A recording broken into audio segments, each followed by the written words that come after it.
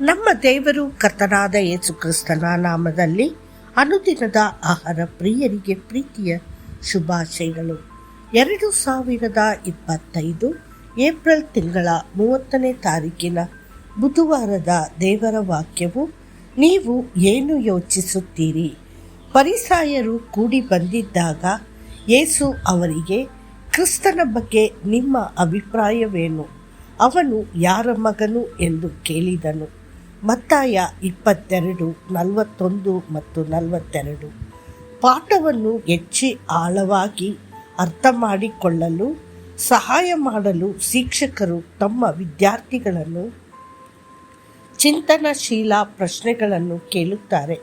ಅದೇ ರೀತಿ ಯೇಸು ಕ್ರಿಸ್ತನು ಫರಿಸಾಯರೊಂದಿಗೆ ಮಾತನಾಡುವಾಗ ತನ್ನನ್ನು ನಿರಂತರವಾಗಿ ಸಿಕ್ಕಿ ಹಾಕಿಕೊಳ್ಳಲು ಪ್ರಯತ್ನಿಸುತ್ತಿದ್ದ ತನ್ನ ಅತ್ಯಂತ ಕಟು ವಿಮರ್ಶಕರು ಅವರನ್ನು ಚಿಂತಿಸುವಂತೆ ಮಾಡಲು ಅನೇಕ ಪ್ರಶ್ನೆಗಳನ್ನು ಕೇಳಿದನು.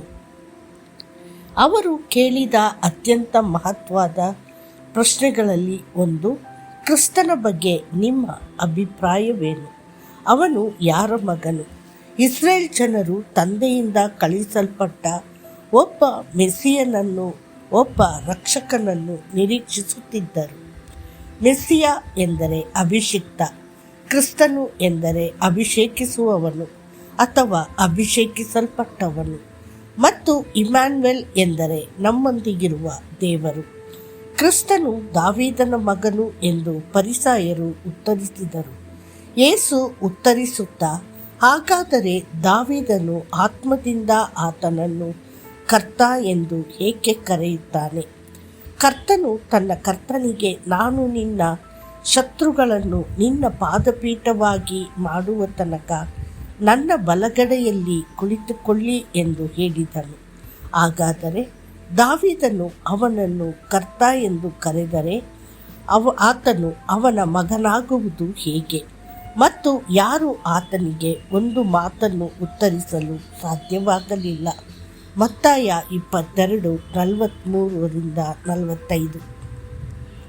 ಒಬ್ಬ ವ್ಯಕ್ತಿಯು ನಿಜವಾಗಿಯೂ ದೇವರು ಯಾರೆಂದು ಅರ್ಥ ಮಾಡಿಕೊಳ್ಳಲು ಪ್ರಯತ್ನಿಸಿದಾಗ ಅವನು ತನ್ನನ್ನು ತಾನು ಬಹಿರಂಗಪಡಿಸುತ್ತಾನೆ. ಹುಡುಕಿ ನೀವು ಕಂಡುಕೊಳ್ಳುವಿರಿ. ಮತ್ತಾಯ 7:7. ಯೆಹೋವನು ಸತ್ಯವಾಗಿ ತನ್ನನ್ನು ಕರೆಯುವ ಎಲ್ಲರಿಗೂ ಹತ್ತಿರವಾಗಿದ್ದಾನೆ. ಕೀರ್ತನೆಗಳು 145:18. ನೀವು ಆತನನ್ನು ಹುಡುಕಿದರೆ ಆತನು ನಿಮಗೆ ತನ್ನನ್ನು ತಾನು ಬಹಿರಂಗಪಡಿಸಿಕೊಳ್ಳುವನು. ಆದರೆ ನೀವು ಆತನನ್ನು ತ್ಯಜಿಸಿದರೆ ಆತನು ನಿಮ್ಮನ್ನು ತ್ಯಜಿಸುವನು. 2 ಪೂರ್ವಕಾಲ ವೃತ್ತಾಂತ 15:2. ಒಮ್ಮೆ ತೊಂದರೆಗೀಡಾದ ಭಕ್ತನೊಬ್ಬ ಬುದ್ಧಿವಂತ ಗುರುವಿನ ಬಳಿಗೆ ಹೋಗಿ, ಗುರುವೇ, ನಾನು ಕರ್ತನನ್ನು ನೋಡಬೇಕು ಎಂದು ಹೇಳಿದನು. ಆ ಗುರು ಅವನಿಗೆ, ಹತ್ತಿರದ ಕೊಳಕ್ಕೆ ಹೋಗಿ ನಿನ್ನ ಪ್ರತಿಬಿಂಬವನ್ನು ನೋಡು ಎಂದು ಹೇಳಿದನು.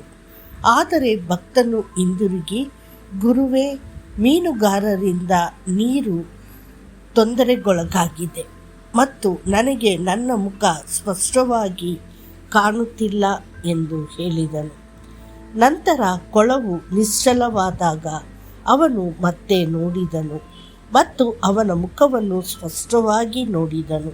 ಅವನು ಗುರುವಿನ ಬಳಿಗೆ ಹಿಂತಿರುಗಿ ಬಂದು ಹೇಳಿದನು, ಈಗ ನನಗೆ ನನ್ನ ಪ್ರತಿಬಿಂಬ ಚೆನ್ನಾಗಿ ಕಾಣುತ್ತಿದೆ.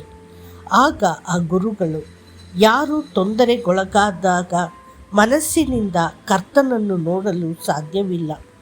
ನೀವು ನಿಮ್ಮ ಹೃದಯವನ್ನು ಶಾಂತಗೊಳಿಸಿ ದೇವರನ್ನು ಧ್ಯಾನಿಸಿದಾಗ ಅವನು ನಿಮಗೆ ತನ್ನನ್ನು ತಾನು ಬಹಿರಂಗಪಡಿಸಿಕೊಳ್ಳುತ್ತಾನೆ ಎಂದು ಹೇಳಿದರು.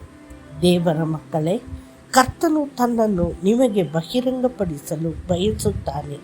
ಬೆಳಗಿನ ಮೌನದಲ್ಲಿ ಸಮಯವನ್ನು ನಿಗದಿಪಡಿಸಿ ಮತ್ತು ಭಕ್ತಿಯಿಂದ ಆತನನ್ನು ಹುಡುಕಿರಿ. ಮತ್ತಷ್ಟು ಹೆಚ್ಚಿನ ಧ್ಯಾನಕ್ಕಾಗಿ ನನ್ನನ್ನು ಪ್ರೀತಿಸುವವರನ್ನು ನಾನು ಪ್ರೀತಿಸುತ್ತೇನೆ. ನನ್ನನ್ನು ಶ್ರದ್ಧೆಯಿಂದ ಹುಡುಕುವವರು ನನ್ನನ್ನು ಕಂಡುಕೊಳ್ಳುವರು. ಜ್ಞಾನೋಕ್ತಿಗಳು 8:17. ಕರ್ತನು ನಿಮ್ಮನ್ನು ಆಶೀರ್ವದಿಸಲಿ. ಆಮೇನ್.